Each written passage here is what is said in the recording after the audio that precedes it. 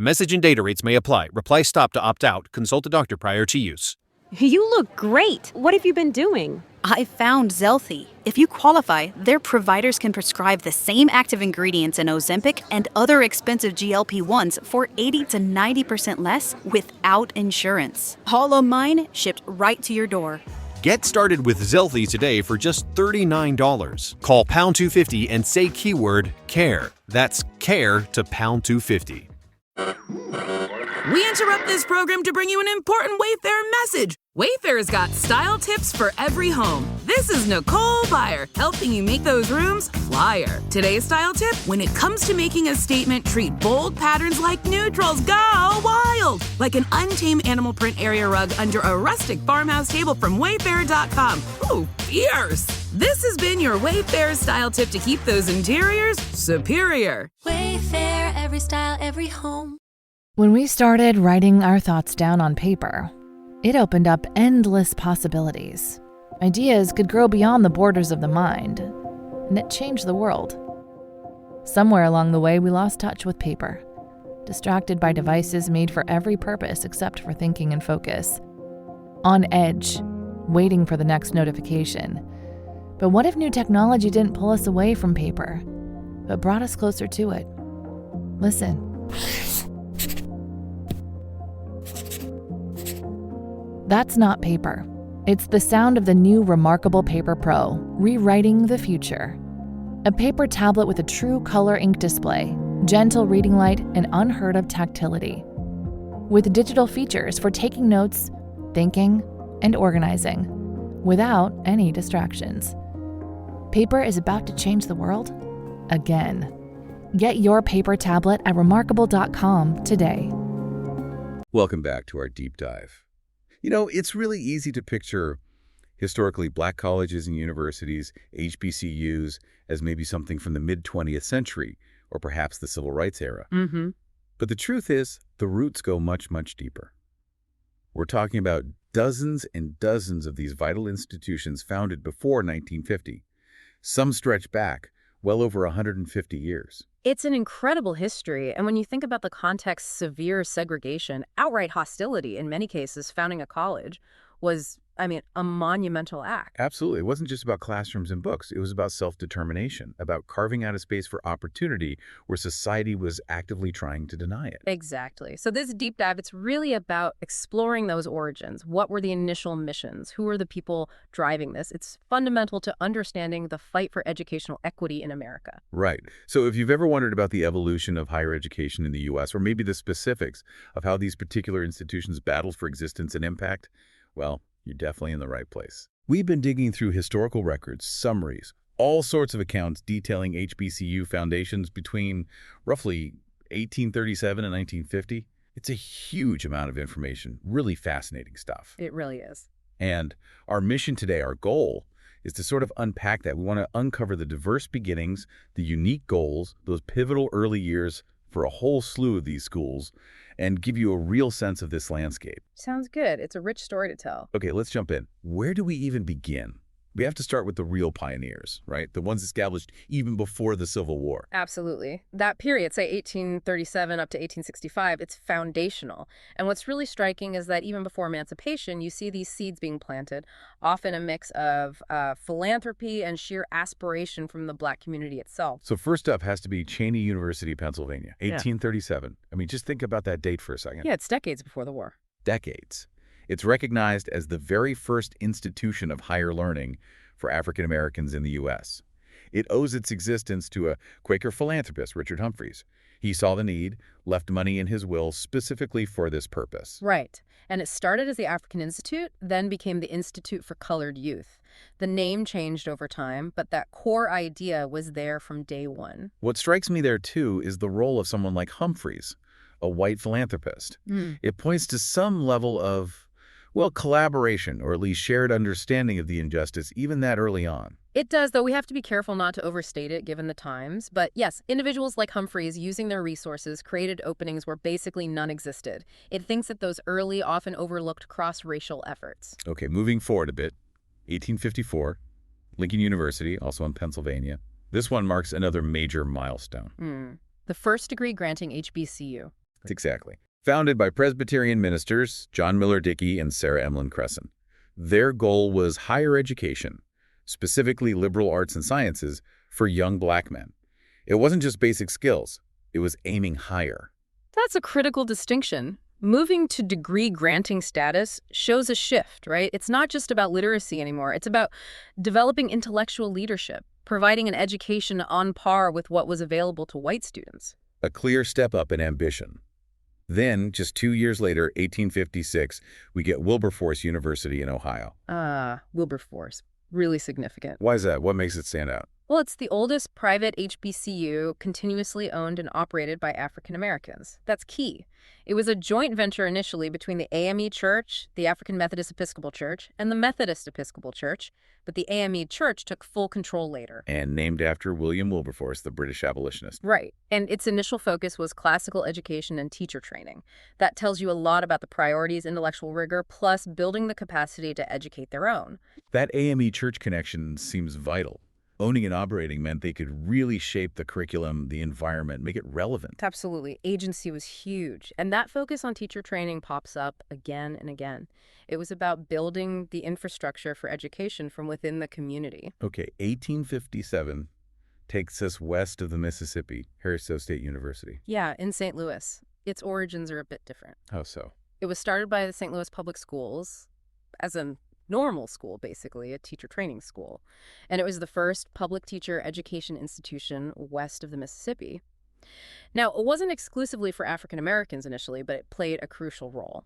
So a public entity involved early on. That's interesting. It suggests some recognition, at least in St. Louis, of the need for trained teachers across the board. It does, and it shows this push for educational infrastructure wasn't just an East Coast thing. The question, of course, is how accessible it truly was for black educators at the very start. Right. Then we get to the Civil War years. 1862, the beginnings of Lemoyne-Owen College in Memphis. Yes, started as Lincoln Chapel, an elementary school initially. Founded by the American Missionary Association, the AMA, their goal was pretty direct: educate freedmen and runaway slaves during the war. The AMA was incredibly active in the South, especially during and right after the war. They established hundreds of schools. For Lemoyne-Owen, starting as an elementary school and evolving into higher ed shows that trajectory of meeting immediate needs and then building upwards. You can really see the direct link there. Yeah. The fight for freedom and then immediately the pursuit of education. It was fundamental. Knowledge was power, literally. Okay, so that takes us to 1865, the end of the Civil War. And suddenly, boom, a huge surge in the founding of HBCUs. Why then? What changed so dramatically? Well, emancipation is the obvious answer. Millions of people were newly free, and the thirst for education was overwhelming. After generations of being denied learning, it was seen as absolutely essential for, well, everything: self-determination, economic survival, participating in civic life. It was a powerful expression of freedom. Makes perfect sense. So who's leading this 1865 wave? Let's start with Bowie State University in Maryland. It's the state's oldest HBCU, and actually one of the 10 oldest in the whole country. And how did it start? As the Baltimore Normal School, again, that focus on teacher training. You see the pattern. Maryland needed black teachers for its black schools, and Bowie State stepped into that role right away. That teacher training focus. Mm-hmm. Why was it so consistently prioritized? Several reasons, really. One, the sheer numerical need for teachers in black communities was enormous.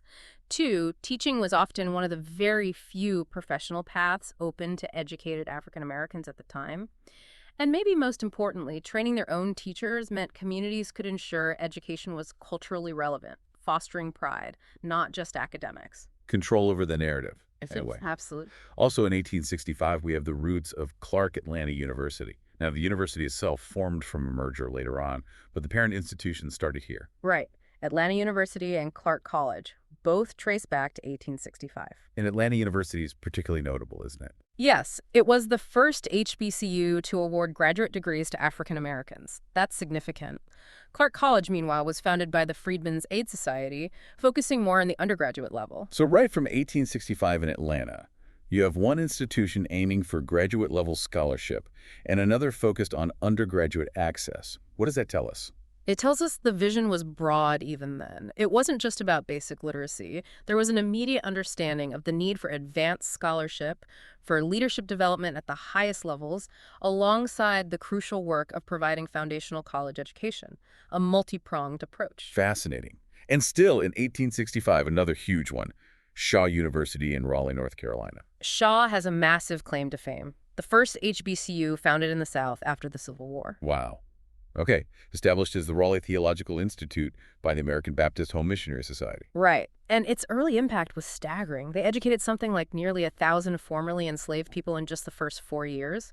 Imagine the challenges, though, being the first in the post-war South. Oh, I can only imagine. Intense hostility, minimal resources, probably constant threats. Exactly. Building a safe learning space would have required immense courage from everyone involved, founders, teachers, students. It's hard to overstate the bravery that took. Incredible resilience. Okay, let's round out 1865 with Virginia Union University in Richmond. VUU was formed through merging earlier institutions, like the Richmond Theological Seminary, Its goal? to provide higher education in a specifically religious environment for the newly emancipated. We see this a lot, the strong connection to faith-based organizations. Yeah, that religious underpinning seems almost universal Mhm. in these early years. Why was that link so strong? Well, practically speaking, churches often had the only existing infrastructure, buildings, networks, some level of organization that the Black community could readily access or control. Plus, there was a powerful moral and spiritual dimension. Education and faith were seen as deeply intertwined paths to upliftment and liberation. The church was the center of life for many. Right, it provided a framework, a support system, when society offered little else. Precisely. Okay, so the Civil War ends and the floodgates open. Let's move into that next decade, 1866 to 1875. What are the key trends we see? We see continued rapid growth, absolutely, but also maybe a bit more diversification. Institutions are solidifying, expanding beyond just teacher training or theology, forging distinct identities. Makes sense. Let's look at 1866, Edward Waters University in Florida. Founded by the AME Church. It holds the title of Florida's first HBCU. Specifically created to educate freedmen and their children. And that AME affiliation continues right to this day. It really highlights the long-term commitment of denominations like the AME Church. They weren't just starting schools, they were investing for generations. It provided stability and a guiding ethos. Also, 1866, very famous name, Fisk University in Nashville. Ah, Fisk, yes. Established to educate newly freed slaves, named for General Clinton B. Fisk of the Freedmen's Bureau. And it developed into a top-tier liberal arts institution. But everyone knows Fisk because of... Fisk Jubilee Singers. Exactly. Their story is incredible in its own right. How important were groups like the Jubilee Singers for these early schools? We interrupt this program to bring you an important Wayfair message. Wayfair's got style tips for every home. This is Nicole Byer, helping you make those rooms flyer. Today's style tip: when it comes to making a statement, treat bold patterns like neutrals. Go wild! Like an untamed animal print area rug under a rustic farmhouse table from Wayfair.com. Ooh, fierce! This has been your Wayfair style tip to keep those interiors superior. Wayfair, every style, every home. Was it just about music? Oh, it was far more than just music. They were absolutely critical for fundraising. They toured the U.S. and Europe, raising enormous sums, essentially saving Fisk and other institutions from financial collapse. But they were also cultural ambassadors. How so? They introduced white audiences nationally and internationally to the dignity and artistry of Black spirituals and music.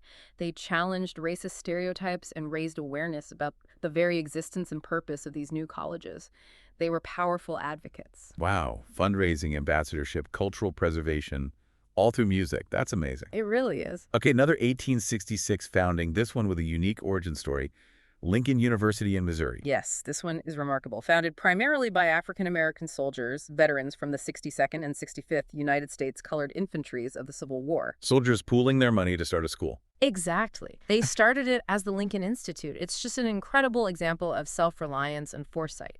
These men had fought for freedom, and then they immediately turned their attention to securing the intellectual tools needed to live as free citizens. That says so much about their understanding of what freedom truly meant. It wasn't just the absence of chains. Not at all. It was about empowerment, knowledge, opportunity. Their actions speak volumes. Also, 1866 down in Mississippi, we have Rust College. Right. Founded in Holly Springs. Interestingly, it was initially chartered as Shaw University. Wait, another Shaw University? Yes, that caused some confusion, understandably. It was later renamed to honor Reverend Richard S. Rust, a prominent figure in the Freedmen's Aid Society. But it's one of the oldest HBCUs in Mississippi. Why the name changes and overlaps? Was it common? It happened reasonably often in the early days. There was a relatively small pool of widely recognized names, abolitionists, supporters, religious leaders, that founders wanted to honor. As institutions grew, got new benefactors, or just wanted a unique identity, names would change. It was part of the evolution. Okay, 1867. This year seems incredibly busy for HBCU foundations. Just an explosion. It really was. Reconstruction was underway, and the push for education was intense. Let's start with Alabama State University. Its beginnings sound incredibly humble. Almost unbelievably so. Started in Marion, Alabama as the Lincoln Normal School, founded by 9 formerly enslaved men, known today as the Marion Nine. And how did they fund it? They raised just $500.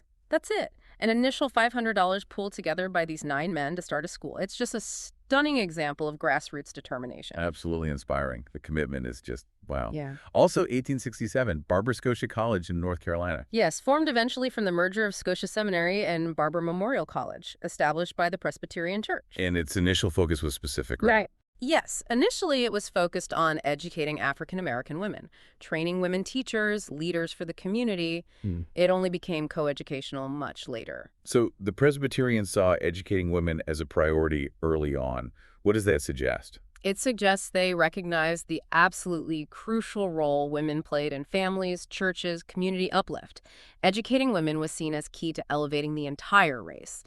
These women's seminaries offered opportunities that were desperately needed in a society that severely restricted options for Black women. Right. Fayetteville State University, also 1867, North Carolina again. Started as the Howard School, like many others, it eventually became a state-supported teacher training institution. That shift to state support, what drove that? Was it purely altruistic?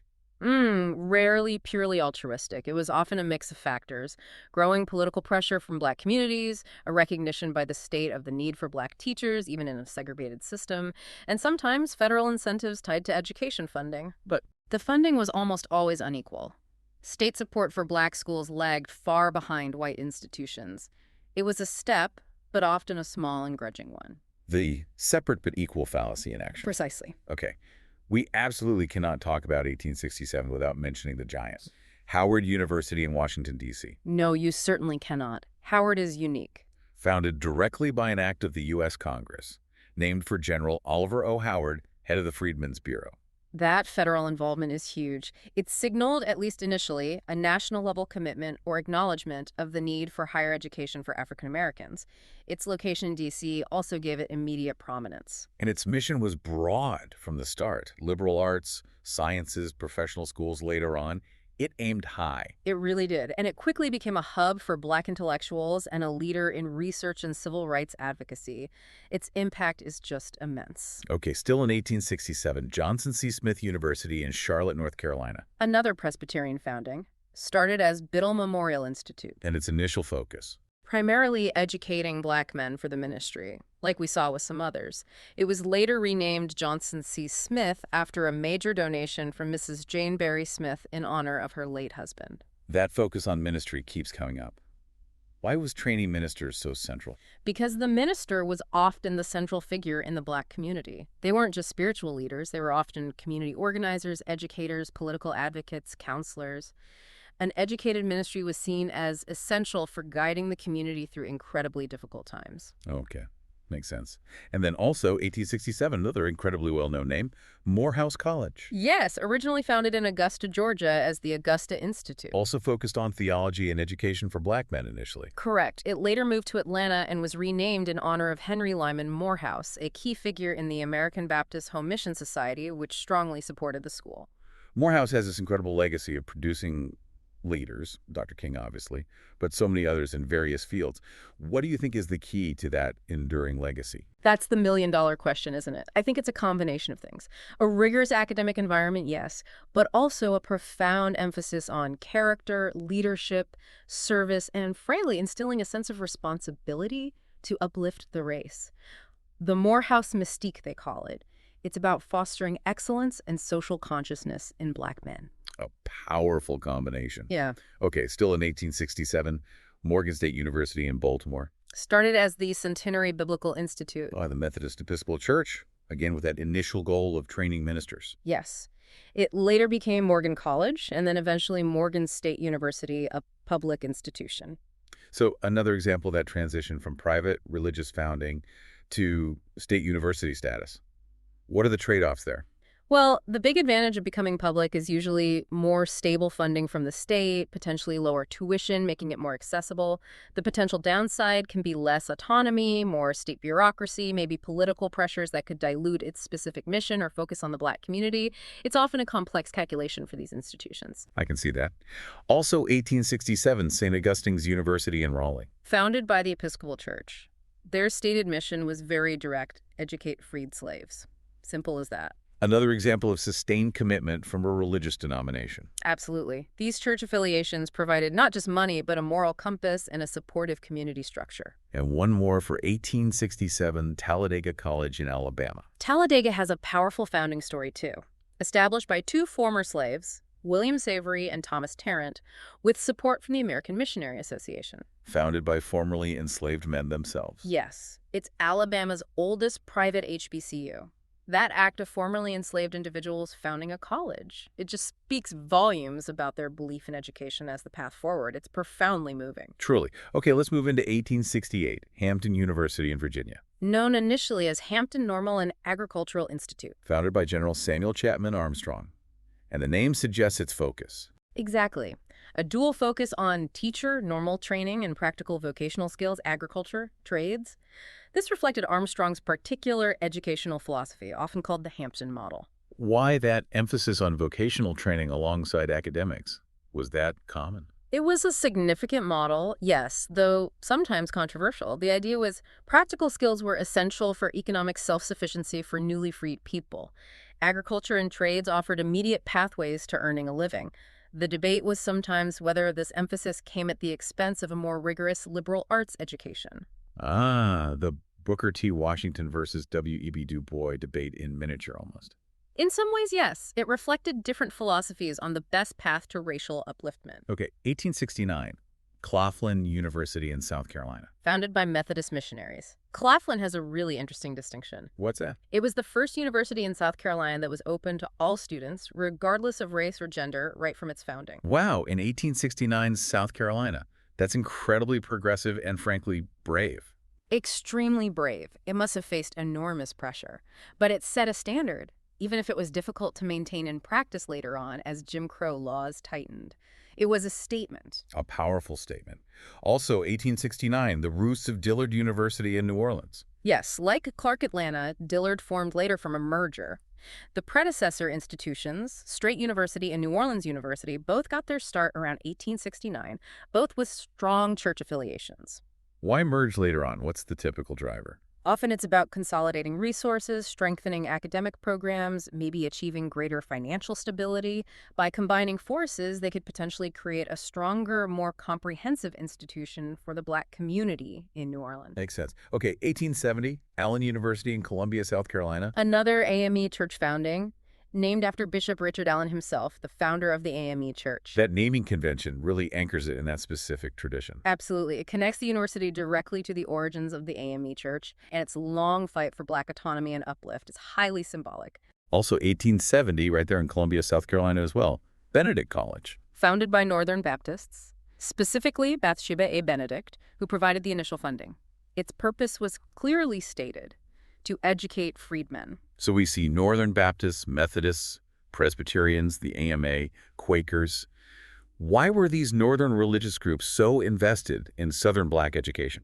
Many felt a strong moral and religious obligation after the Civil War. It was tied to abolitionist sentiments, a belief in the equality of souls, and a desire to help the formerly enslaved transition to freedom.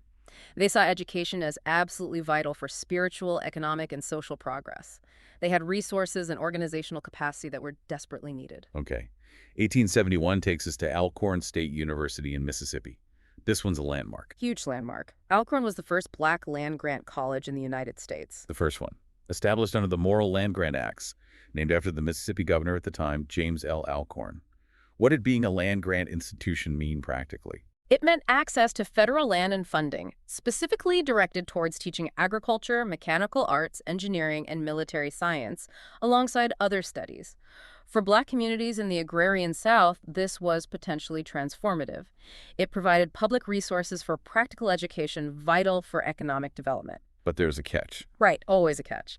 While the Second Morrill Act required states to either admit Black students to existing land-grant schools or establish separate ones, which is what usually happened, the funding for these Black land-grant institutions, the 1890s institutions as they're often called, was consistently and dramatically less than their white counterparts. Separate, but deeply unequal. So a crucial step, but still within that unequal system. Exactly. 1872, Paul Quinn College in Texas. Founded by AME church preachers, started in Austin, later moved to Waco, and now in Dallas, again focused on educating freed slaves and their children. The fact that it was preachers who founded it really highlights that integration of roles we talked about. Yes. Religious leaders were community leaders in almost every sense. They saw a need for education, and they took the initiative, often with very few resources beyond their faith and determination. Incredible.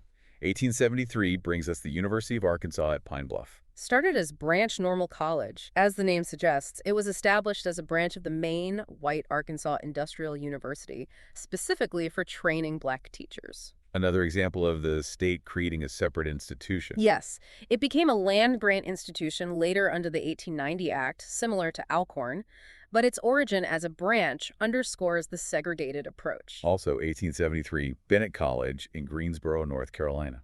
Bennett has an interesting history. It actually started as a coeducational institution. Oh, I know it now as a women's college. Right. It transitioned later in the 1920s to focus exclusively on the education of African-American women. It became one of only 2 HBCUs exclusively for women, along with Spelman. Why that shift?